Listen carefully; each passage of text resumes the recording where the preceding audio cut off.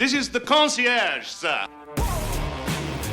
Hello, everybody, and welcome back to Concierge Confidential. I'm your host, Brian Ortega, and in today's episode, as promised, we're going to be talking about The Wizard of Oz at the Sphere. I know that it's been out for, a couple of months, but I felt it was time that I checked it out.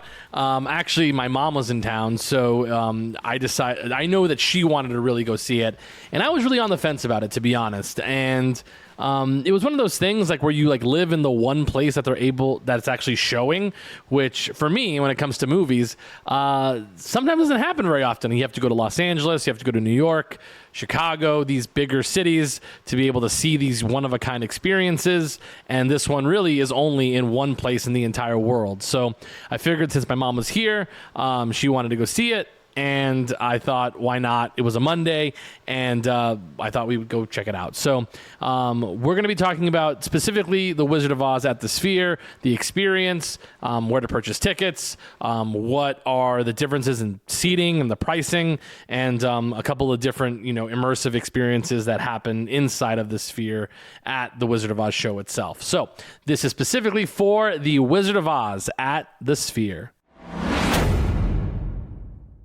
Okay, everybody, so let's go ahead and dive into the episode. So, The Wizard of Oz at the Sphere, or The Wizard of Oz at the Sphere, I want to say it all completely, is a really one-of-a-kind experience. It's essentially watching The Wizard of Oz on the big, giant screen that they have over at the Sphere. I actually just wrote it's really funny because I usually don't get to collide my two great loves, which is the city of Las Vegas and film. They never really combine themselves unless I make a podcast episode about movies made in Las Vegas. But this is really cool because this is really an experience that people have been kind of talking a lot about, whether it's in Hollywood or in Las Vegas realms. People in Las Vegas are much more positive towards the Wizard of Oz at the Sphere. If you watch any of the influencers, which, yes, all of them, don't let them tell you anything different. They are all getting paid to promote things for the Sphere.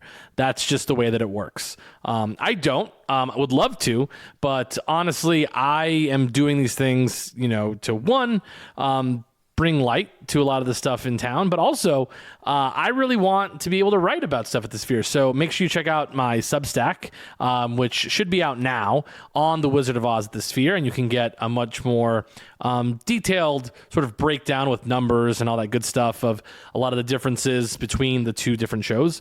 But you can check that out at Your Movie Friend on Substack, which I'll probably put a link to that in this particular episode. So make sure you click that in the link below. We're also going to do a video for it, so make sure to check that out on all the socials on Instagram, ConciergeConfidential_LV, or on TikTok at Keys to Vegas. And I'll also, when you actually go to the Substack, we'll have pictures as well for the experience. So we're going all out. We're hitting all the different avenues for talking about The Wizard of Oz at the Sphere. So for those of you, uninitiated, The Wizard of Oz, which, it's very, it's one of those things where I say you may have not seen it before, but at some point you've probably watched The Wizard of Oz at Thanksgiving or Christmas or something on TNT or TBS. It's honestly, according to the Library of Congress, the most watched movie of all time, which is kind of funny because it feels like it's a 5-hour movie, but it's only really an hour and 30 minutes. I think an hour 39 to be exact. So it's kind of funny that they even had to shorten it. They shortened it to an hour and I think 25 minutes for the Sphere experience. So The Wizard of Oz at the Sphere, a couple sort of details you should know about. They run 3 shows a day when they do this, and sometimes 4 shows on the weekends. So if you do go Monday through Friday, most of the show times are 2 p.m., 5 p.m., and 8 p.m. And then on the weekends, so Saturday and Sunday, they will have an 11 o'clock showing. So they'll have 4 show times. So 11 a.m., 2 p.m., 5 p.m., and 8 p.m. So you can see it multiple times. But this is probably going to be one of the more expensive movie tickets that you've purchased. Most of the tickets range between $115 all the way up to $300, depending on, tax and fees. It does depend on the time of day you go and also your seating inside of the theater. They do typically seat people in sections For those who are not familiar with the Sphere, there are 4 different sections. You have the 100 section, which that is the floor level, which they do not actually seat you there for the Sphere, for the Wizard of Oz. They have the 200 section, which that would be the row above that. It does not specifically have an overhang, which is nice. The first level does, which is not that's why it's not being used. Then you have the 300 section, which is, I would say, the sweet spot for anything at the Sphere. Anything in the 300s is really the best general section of the Sphere itself. And then you have the 400 section, which is the furthest back, which honestly, at this particular theater, the 300 and 400 sections are honestly the best for the viewing experience for the actual video screen itself. Also, if you want to know what the money spot is, if you're wanting to know what the best seat in the house for the Sphere is, you would be looking at section 306. 306 is dead center in the middle of the theater. And then I think 206 is the other option as well. But 306 is going to be the most expensive seat in the house. Wherever you sit, that will be the most expensive seat. And that's no different for the Wizard of Oz itself. The Wizard of Oz seats for that section typically run about $350 after taxes and fees. And this is going to be not just the best viewing experience, but there are things that happen in that section that do not happen in other sections of the theater, which is quite nice. So, or unnice, depending on where you're sitting inside. We did not sit in that section. We ended up actually sitting in section 307, which is going to be to the right of the 306 section, right on the aisle, which was quite nice. When you do look for seats here, just know that most people are going to congregate towards 306, and you kind of want to sit on those sides, not because you're able to, not because it's a different viewing experience in the center, because honestly, anywhere you sit there, you're going to be able to see the screen itself. And the screens, the actual video is so big that there's like no blind spots or anything of that nature. But there are things inside that do fall from the ceiling, get blown into those seats. So sitting in those sections does have its advantages. So we actually came up with the idea quite late in the day. So it was actually Monday. We kind of had our day planned. It was still pretty early. I want to say it was like maybe 9 o'clock, 10 o'clock in the morning. And we said, hey, do you want to go see The Wizard of Oz today?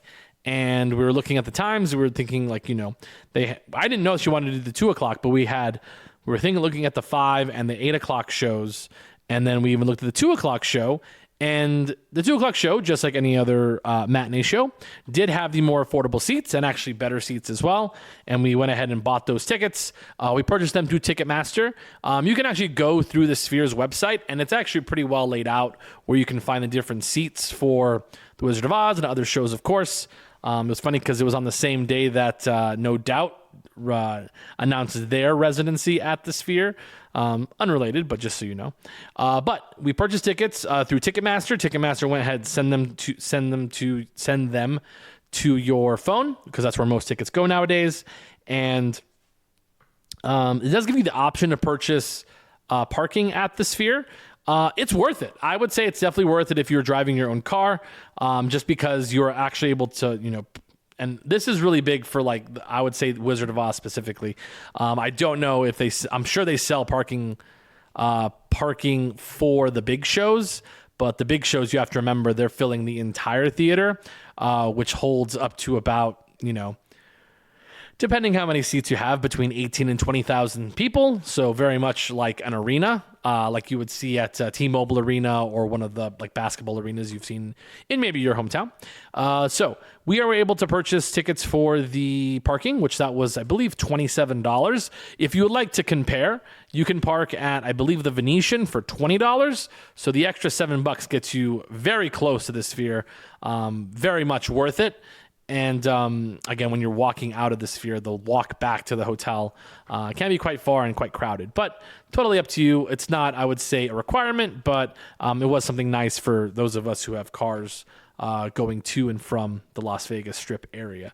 So purchase tickets. We made our way down to the Sphere. We had lunch at the Venetian. Would highly recommend, if you're going to be doing the 2 p.m. showing, a really great option if you want to sit down and eat somewhere would be, and you want something like casual, but just sort of like slightly above like food court food. We ended up going to the Grand Lux Cafe, which is very much like a Cheesecake Factory, but honestly, like a lot more options. They have a great lunchtime menu, which gives you lunchtime options for all the big salads, all the sandwiches. Highly recommend, but it's very, very casual, very straightforward. You walk up, boom, you're in. You don't have to make a reservation for there, and it's quite good. So highly recommend Grand Lux Cafe at the Palazzo. And then they do have also a cafe at the Venetian as well.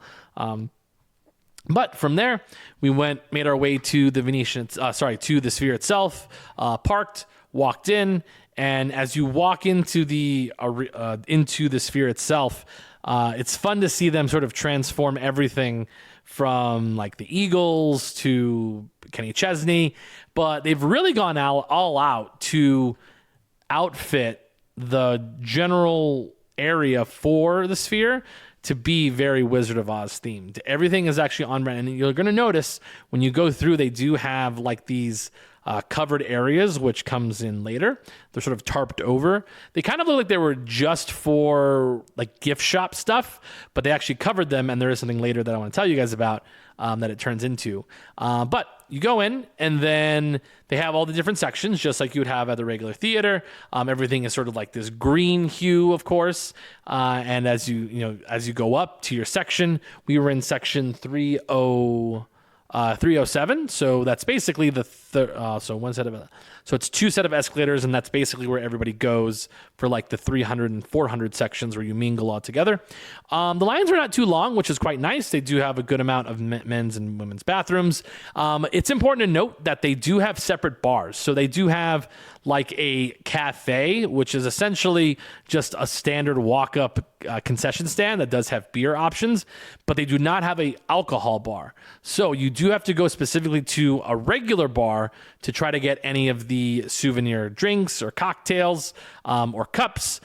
Those, for the most part, have to be done, especially if you're going to be getting an alcoholic drink at those bars specifically. So, because what happened, I went to the concession stand and asked for one of their signature cocktails, and they said, "What is that?" And then I had to go to a different bar. So they do also have self-serve areas where you actually just walk up, grab a soda, grab waters, anything that's going to be, very straightforward, like in a bottle. They do have a self-serve area for that, and you check out on your own. They do have attendance and such, so it is like monitored, but that is an option if you do not want to wait in those like longer lines. So once you get to the bar, really nice bartender who was really excited to sort of go over some of the options that they had. I always, if I can, try to do like a signature drink. I ended up doing what's called the Melting Point, which had some, not Sprite, it's Sperry or whatever. And then it had vodka, got a little green thing in it. And it was quite good. It has like an orange as well that they throw like kind of on top. And it was tasty. It was very, very tasty. Would highly recommend it to anybody else. Quite refreshing. And I got a souvenir cup with it because obviously. They do also have what's called the Ruby Slipper, which was another drink that had red in it, obviously. So it was a really cool sort of menu of options if you would like to do a signature cocktail while you're there. So highly recommend doing that. But kind of standard, just having, a good amount of concession stand food, but we really just went with the drinks because we had lunch. So once you walk in, it does look like Radio City Music Hall. I think it was funny that my mom kept saying like, "Oh, this looks like it looks like a theater. It's crazy how they do that." And I'm like, yeah, they make everything happen here, which my mom has seen the Eagles here as well as Kenny Chesney. But it's honestly the only thing that my mom has done multiple times that it is probably her favorite experience in Las Vegas.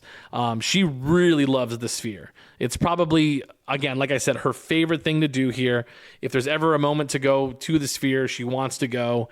And I'm really excited to see the Backstreet Boys, and she'll be coming with me to that as well, which I'm really excited to see that and see the Sphere put to its absolute test, which anybody who's heard or seen videos about the Backstreet Boys at the Sphere looks absolutely awesome. So I'm excited to check it out. Yeah, I can't wait. But anyway, so you walk in, it kind of looks like Radio City Music Hall. You sit down, you kind of hear everybody doing the chords. It does start on time, so it's very important that you show up on time. And also, just be nice. Like, show up on time so you're not a distraction. Nothing's more annoying than getting to a show, especially like a visual show like this, where like you can't really go back and see it, is when people get there late and you are crossing in front of a bunch of people and like no regard for being there on time. And then you get back up and go and get your like drinks and stuff, which that did happen. So I just have to say, show up on time. Would really appreciate it if you guys did that.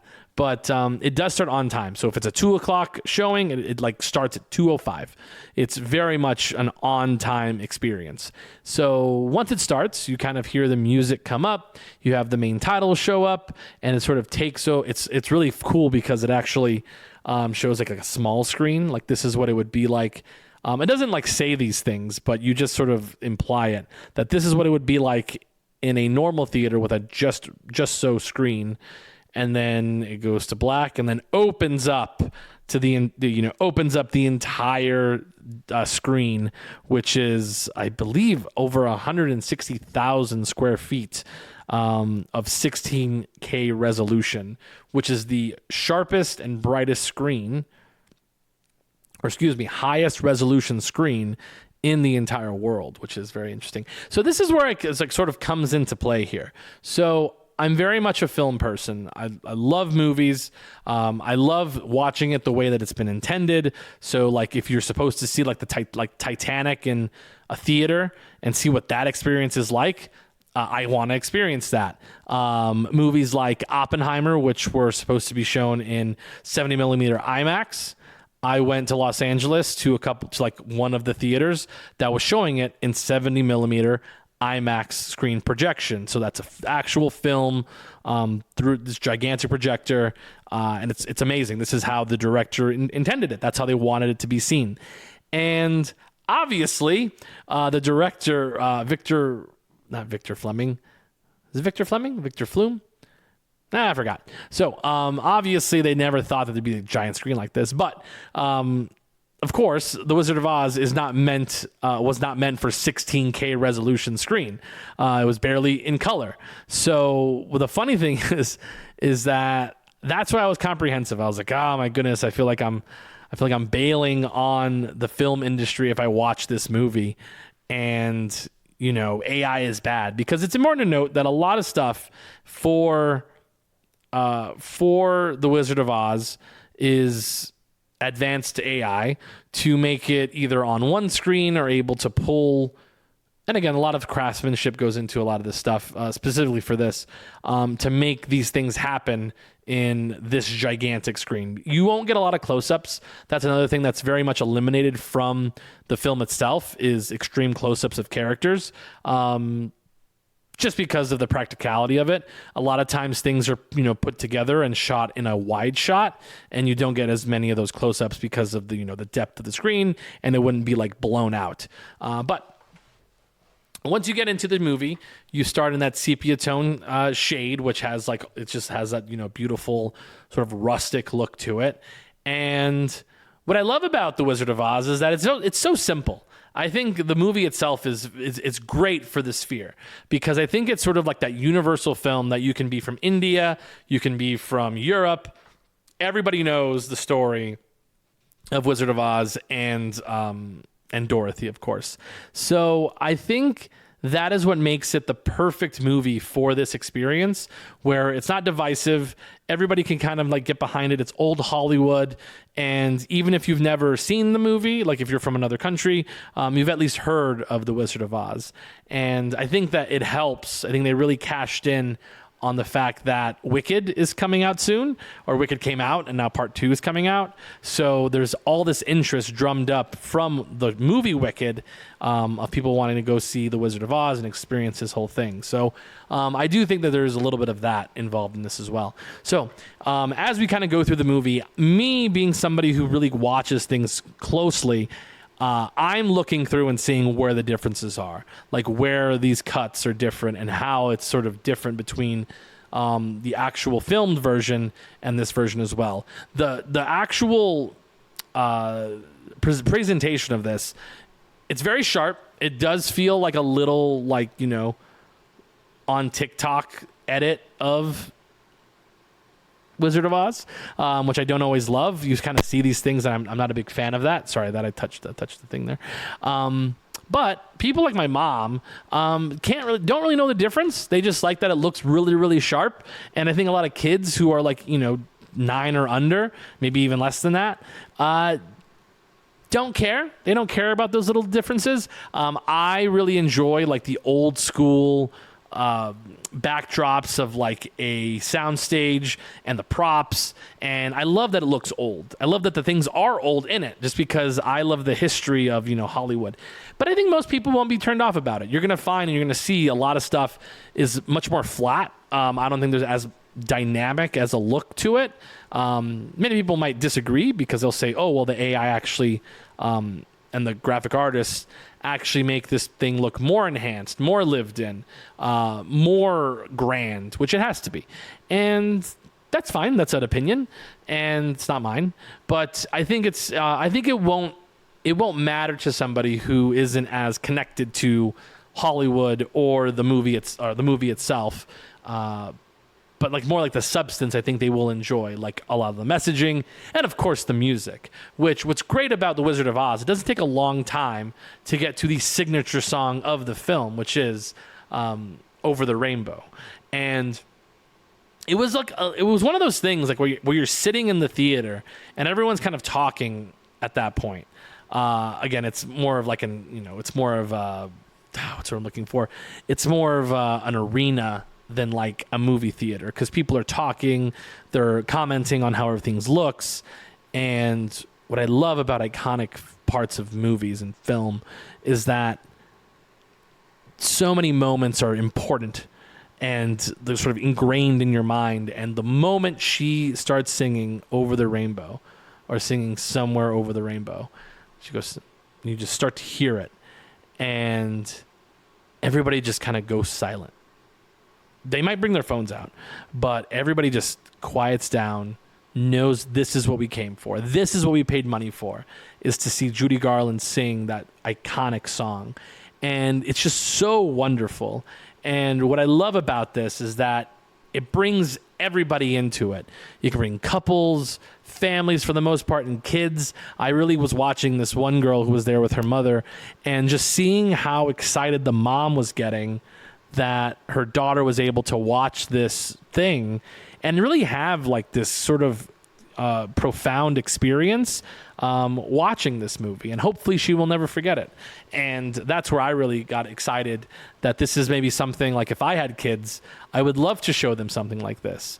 Because hopefully that if they watch something like The Wizard of Oz at the Sphere, all done up, it would make them appreciate film of different eras and see that it's, so timeless. So I really loved seeing that. That was great. But really, let's get to the moneymakers. So the reason you came to the Sphere to watch The Wizard of Oz, really what it was sold on and predicated on, was the enhanced effects and really the 4D experience you would get from watching it like this. So you can kind of see it, like when you're there, you can see everything kind of getting ready to go off. So on the ground floor, you can see the lifts that have the fans on it. You can see that they have some things set up, and you're like, I wonder what they're going to use with that. And once we hit the tornado, we get a big plume of sort of VFX smoke, and then you also get the fans rising up as it goes, and you start seeing the twister rolling and rolling and rolling around, and then your seats start to actually shake. I've been to, I think, 2 shows at the Sphere, and they never were interactive this way with the seats, where they would move, and it really felt like an immersive experience that the seats were moving, the lights were flashing, and the lightning from the actual tornado itself was cracking across the screen with lights, of course. And then you start to get the wind starts pushing, and you can feel the wind hitting you in the face. It's huge. It's gigantic, really. But then this is where being in the VIP section is sort of worth it, is that then you start getting all these fake leaves that get shot at you. And when you're in that 306 section, it is hitting you directly. It feels like you are literally inside of that tornado, and you see it swirling. And this is definitely expanded. Like if you've actually watched the movie itself, you can see it spinning sort of through the window, which is an old Hollywood movie trick, which is very fun. But for this particular experience, you don't see that. You actually are in the tornado. You see it spinning and spinning and spinning around. And this is actually where is an enhancement. It is an enhancement to the film to be able to do all these things with technology. And I think it actually is a fun thing, a fun reason to see The Wizard of Oz at the Sphere is this particular reason, is all of these expanded VFX shots. And then poop, she falls into Land of Oz. Everything kind of goes silent. And then we're sitting there. And it's just so great, again, that all the great moments are very much in the beginning of the movie where you have the singing of Somewhere Over the Rainbow, then you have the tornado itself, and then we have her, and it's kind of funny because I sort of direct my mom what's happening next.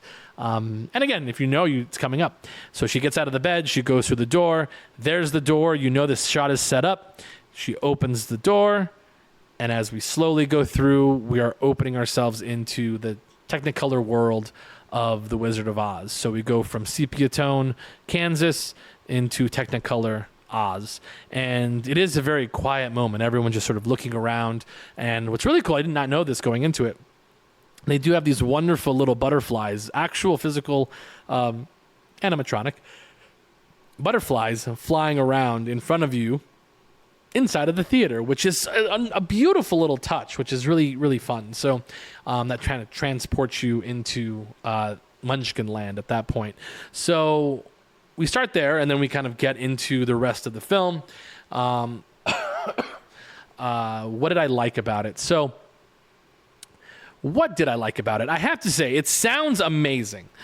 Seeing a musical in here is great just because there's over, oh my goodness, there's over, I even wrote this down.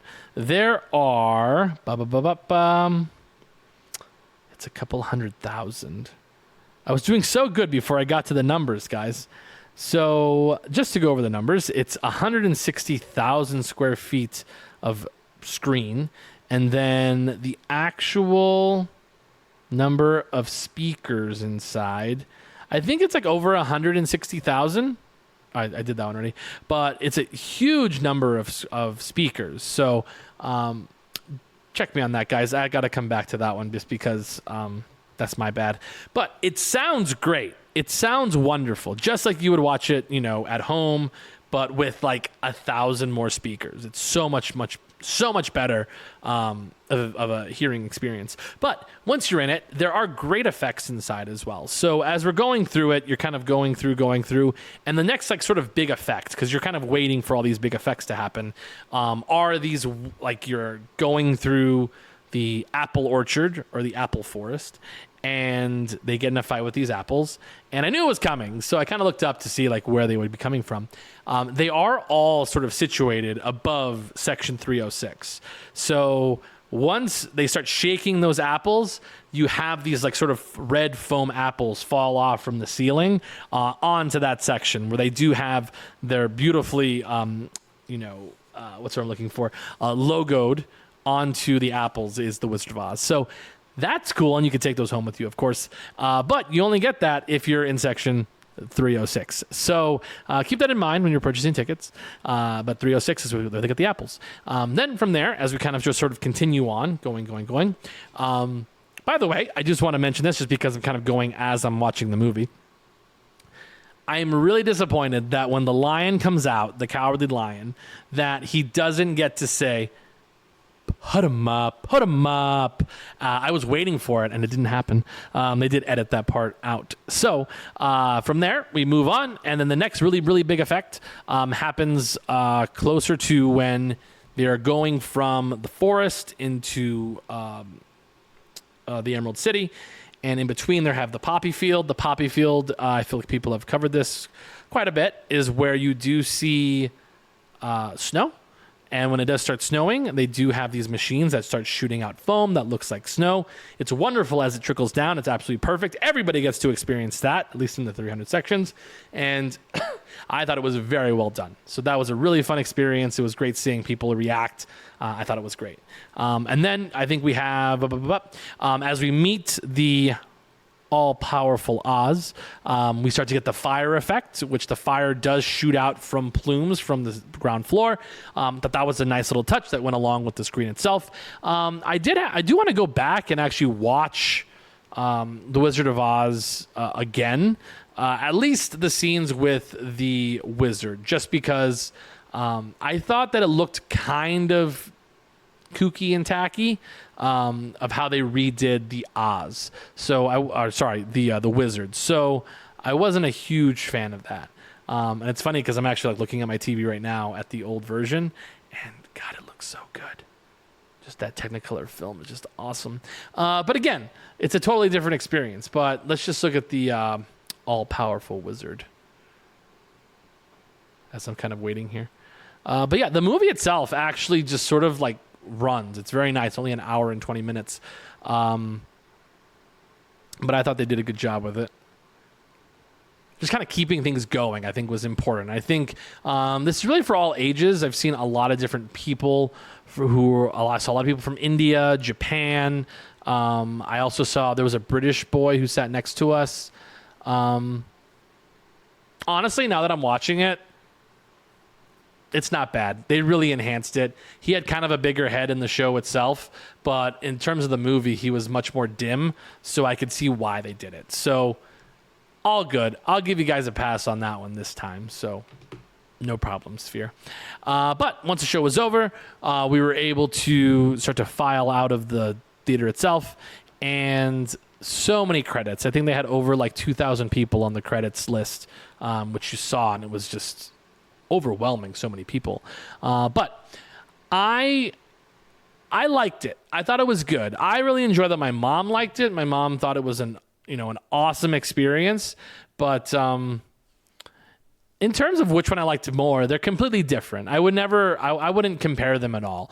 Watching it at home, I actually just loved it just as much as watching it at the Sphere, because the Sphere is a different experience. The Sphere is really seeing what this theater can possibly do.